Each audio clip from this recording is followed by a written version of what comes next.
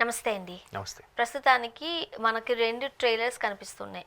ఒకటి కన్నప్ప, ఇంకొకటి కుబేరా. ఫస్ట్ కుబేరా చెప్తాను, ఎందుకంటే అది రీసెంట్గానే ట్రైలర్ రిలీజ్ అయింది కాబట్టి. బడా స్టార్స్ ఉన్నారు. నాగార్జున గారు ఉన్నారు, ధనుష్ గారు ఉన్నారు, రష్మిక గారు ఉన్నారు. అండ్ ఒక సరికొత్త జోనర్ అది. ఇప్పటి వరకు చూడని ఒక స్టైలింగ్లో మనం చూడబోతున్నాము ఈ హీరోల్ని. లైక్ ఒక బిజినెస్ మ్యాన్, ఎంటర్ప్రెన్యూర్, ఇలా రకరకాలుగా ఒక కమర్షియల్ ఈవెంట్స్ అన్నీ ఉన్నాయి. అండ్ మరోపక్క మనం కన్నప్ప చూసినట్లయితే ఇది ఒక మైథలాజికల్ మూవీ.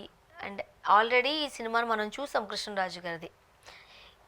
ఇప్పుడు దానికి ఇంకొన్ని మార్పులు చేర్పులో లేకపోతే ఇంకొకటి ఇప్పుడు గ్రాఫిక్స్ అవి చాలా బాగున్నాయి కాబట్టి దాన్ని జోడించో చేస్తున్న మూవీ.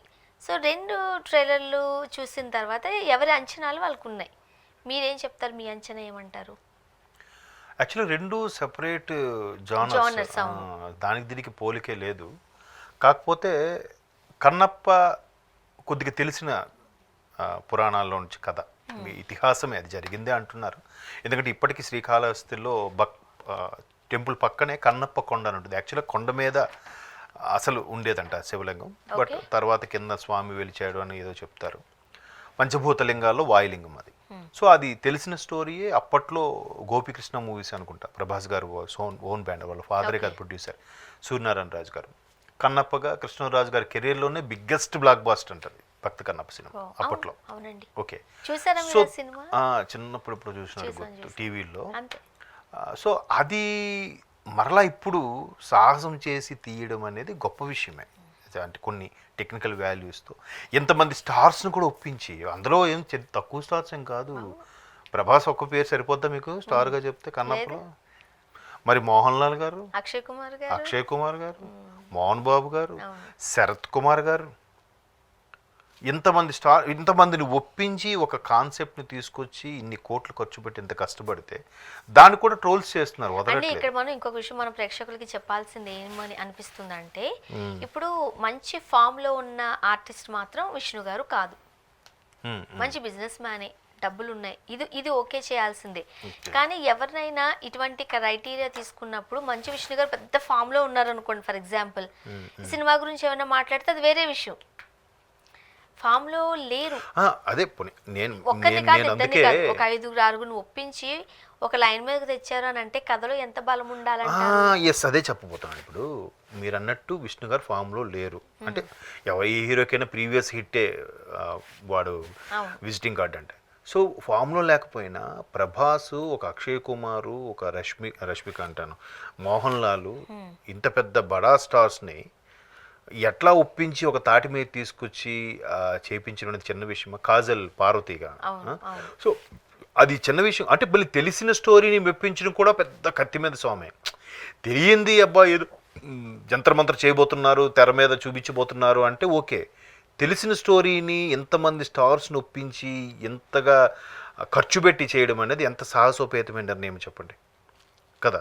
సో ఖచ్చితంగా దమ్ము లేకపోతే అంత సాహసోపేతమైన నిర్ణయం చేయరు. ఏది నేను కథలో కానీ పిక్చరైజేషన్లో కానీ. ఇకపోతే కుబేరా అంటారా, ట్రైలర్ చూశాను. ట్రైలర్ ఖచ్చితంగా టైటిల్లోనే కుబేరా అని ఉంది కాబట్టి ప్రస్తుత సొసైటీని ఆడిస్తుందే డబ్బు కాబట్టి డబ్బుకు రిలేటెడ్గా ఒక ఎంటర్ప్రెనరు, ఒక మెడికల్ చీఫ్ ఎవడో వాడు కూడా మెడికల్ కూడా ఇప్పుడు బిజినెస్సే కదండి. వాడు ఒక సామాన్యుడిని ఆ ట్రాప్లోకి ఎలా తీసుకొచ్చారు, వాడు దాని నుంచి బయటికి ఎలా పడ్డాడు అన్నట్టుగా నాకు అర్థమైంది. సో ఇలాంటివి కొన్ని వచ్చాయి, చాలా సినిమాలు కూడా వచ్చాయి. ఈ కిడ్నీ రాకెట్ అని, ఆర్గాన్స్ రాకెట్ అని చాలా సినిమాలు వచ్చాయి. మేబీ అటువంటి రిలేటెడ్ ఏమో అని అనుకుంటున్నాను.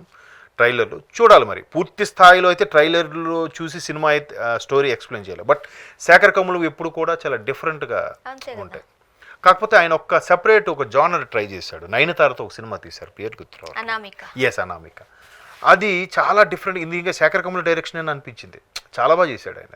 అంటే అఫ్ కోర్స్ హిందీ రీమేకే అనుకోండి, బట్ ఆ ప్రెజెంటేషను ఇక్కడ ఓల్డ్ సిటీలో హైదరాబాద్లో జరిగితే ఎలా ఉంటుంది అన్నట్టుగా కళ్ళకు కట్టినట్టుగా చూపించాడు. బట్ ఆయన సినిమాలు నాకు చాలా ఇష్టం. కాకపోతే అప్పట్లో ఆ కహానీ సినిమాని అందరూ చూసేశారు కాబట్టి, కథ తెలిసిపోయింది కాబట్టి దాని ఇంపాక్ట్ ఇక్కడ పడింది కాబట్టి ఒకటే చూస్తుంటే బాగుండేది.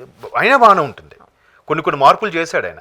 సో బట్ ఆయన ఎప్పుడు కూడా ఒక ఫిదా, ఒక గోదావరి అట్లాంటి సినిమా, ఆనంద్ సినిమాలు చూస్తే ప్లెజెంట్గా కాసేపు బయట ప్రపంచాన్ని మర్చిపోయి సినిమా అబ్బా బాగుందా అనిపించేలా ఉంటుంది. గోదావరి సినిమా నాకు చాలా ఇష్టం ఇప్పటిదే. శేఖర్ చాలా కమ్ముల బాగుంటుంది చాలా ఆ బాగుంటుంది. సో అట్లాంటి శేఖర్ కమ్ముల గారు డిఫరెంట్ జానర్లు ట్రై చేయడము తీయడము మనం చూస్తున్నాం. సో ఇప్పుడు నాగార్జున గారు ఒక key role, Dhanush main role చేస్తూ, ఈవెన్ ధనుష్ గారు కూడా చెప్పింది ఏంటంటే ఇక్కడ విష్ణు గారికి ఎలాగైతే ట్రోల్స్ చేస్తున్నారో ధనుష్ గారి సినిమా ఇంక వస్తుందంటేనే భయంకరమైన ట్రోల్స్ అంట. వీడికి ఎంత సీన్ లేదు, వీడికి అవసరమా అన్నట్టుగా. అక్కడ తమిళ్లో. అవును, మనం వింటూనే సో ఉంటాం ఇది. అదొక సపరేట్ జానర్, ఇది సపరేట్ జానర్, దేనికి దానే సపరేట్. బట్ ఏదైనా టేకింగ్ ఆ మెప్పించడం ఒప్పించడంలోనూ ఉంది సత్తా. ఇప్పుడు రాజమౌళి నిజంగా దిగ్దర్శకుడు, గొప్ప దర్శకుడు ఎందుకు అయ్యాడంటే ఆయన ముందు స్టోరీ లైన్ కూడా చెప్తాడు. Hmm. ఇప్పుడు RRRకి ఏం చెప్పాడు, అల్లూరి సీతారామరాజు గారు, కొమరం భీమ్ గారు ఒకసారి ఇద్దరు ఫ్రీడమ్ ఫైటర్సే, వాళ్ళిద్దరూ కలిస్తే ఎలా ఉంటుంది అనే నాకు థాట్ వచ్చిందని దాని నుంచి తీస్తున్నాను అన్నట్టుగా చెప్పాడు. Hmm. అక్కడ చూస్తే ఎలాగుంది, మనకు ముందే మనకు చెప్పేశాడు హింట్. అవును. బట్ మీ ఊహకే వదిలేస్తాను, ఎలా తీస్తాను చూడండి అని ఛాలెంజింగ్గా చూపించి హిట్ కొట్టాడు. అవును, కాకపోతే అసలు ఇద్దరు ఒక టైం లైన్ వాళ్ళు కూడా కాదు అంట. కొంచెం ఒకరు పెద్ద ఒకరు చిన్న కానీ మనం ఉండొచ్చు. బట్ ఒప్పుకున్నాంగా. ఇప్పుడు సీతారామరాజు గారు చాలా చిన్న వయసులోనే ఇది అయిపోయారు ఆయన. చాలా 27, 28 సంవత్సరాలు ఏదో అంటారు, 24 కరెక్ట్ గుర్తులేదు. అంటే బట్ ఆయనకి పవర్స్ కూడా అలాగే ఉండేవంట. సో అల్లూరి సీతారామరాజు గారి కాన్సెప్ట్ని, కొమరం భీం కాన్సెప్ట్ పేర్లు మాత్రమే తీసుకున్నాడు అదే ఆయన. అనబోతున్నాను నేను, అవి పేర్లు మాత్రమే, తీసుకొని అదొక time line దాన్ని కూడా ఒక కాదు. విజువల్ వండర్గా చూపించాడు. అవును. సో ఇక్కడ కన్నప్పని స్టోరీ తెలుసు, అన్నీ తెలిసి దానికి కొన్ని రకాల ఆ వాయులింగాన్ని ఎవరో తస్కరించాలనుకుంటే దాన్ని కాపాడే ఒక తిన్నడి స్టోరీ అది అన్నట్టుగా Hmm. ఇంప్రూవ్ చేసినట్టుగా అనిపిస్తుంది నాకు. అది గొప్ప సాహసమే, గొప్ప దమ్మున్న కథే కదా, అవును. గొప్ప విషయమే. దాన్ని ఎందుకు ఎంకరేజ్ చేయరు? సినిమాని సినిమాగా చూడండి. ట్రోల్స్ ఎంతవరకు కరెక్ట్, అవును. అది నేను అనేది. కాబట్టి దానికి సపరేట్ జానర్లు, అది ఒకలా ఉండొచ్చు, ఇది ఒకలా ఉండొచ్చు, బట్ కంపారిజనే లేదు. కంపారిజన్ లేదు. ఇంకోటి, ఒకవేళ సేమ్ సినిమా తీసినా హిట్ కొట్టచ్చు, కొట్టిన సందర్భాలు ఉన్నాయిగా. అవునుగా. రీమేక్ చేసి సేమ్ స్టోరీని మళ్ళీ ఇప్పుడు తీసి, ఇప్పుడు చాలా సినిమాలు ఉన్నాయి, మీకు ఎట్లా చెప్పాలి, అత్తకేముడు అమ్మాయికి మూడు ఒకలాంటి స్టోరీ, సేమ్నే కొంచెం ఘరానా మోడు అవును. అలాంటిదే, కొంచెం లేబర్ ఎలిమెంట్. అలా అనుకుంటే వద్దంటే డబ్బు అని ఎన్టీఆర్ కదా అప్పుడు పాత సినిమా ఒకటి ఉంటుంది, సేమ్ కాన్సెప్ట్ బాలయ్య గారు కూడా తీశారు, బాబాయ్ అబ్బాయి అనే సినిమా. అందులో కూడా అంతే, వద్దంటే డబ్బు వస్తూనే ఉంటుంది. కాన్సెప్ట్ అదే. సినిమా చేసి కొత్త క్యారెక్టర్తో మంచి హీరోలతో హిట్ కొట్టారా లేదా అనేది చూడాలి. చూద్దాం, ప్రేక్షకులకు ఒప్పించడమే నెక్స్ట్. చూద్దామండి. Thank you so much.